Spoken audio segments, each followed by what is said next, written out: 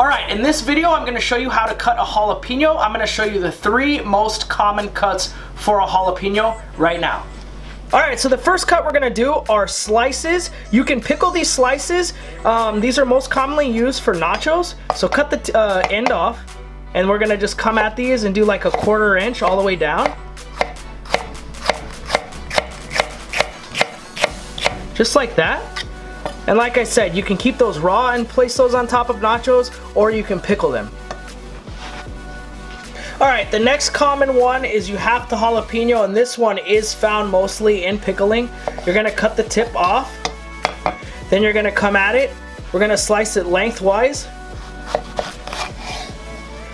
and then you're going to go through, and you can either use your knife or you can use your finger, and you can peel this back.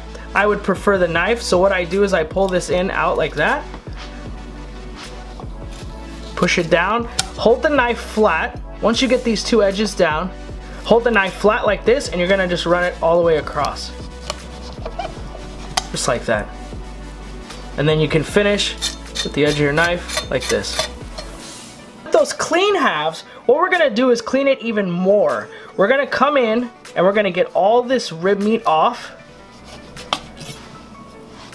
And I'm gonna keep going until it's nice and smooth and you don't see that that ribbed look.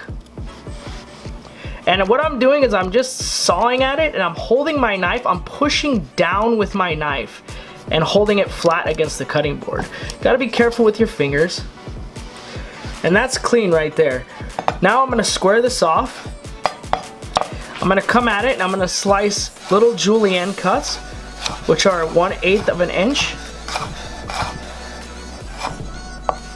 As you see there, that's a julienne.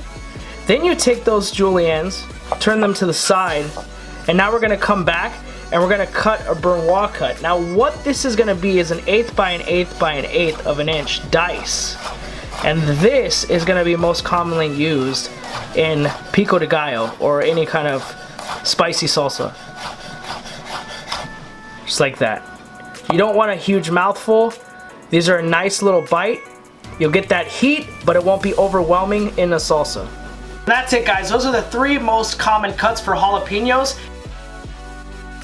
If this is the first time you've ever seen me do a video, yes, I do how-to videos. I also do super exciting recipes. Be sure to check out my channel. If you like this video, hit that thumbs up and subscribe.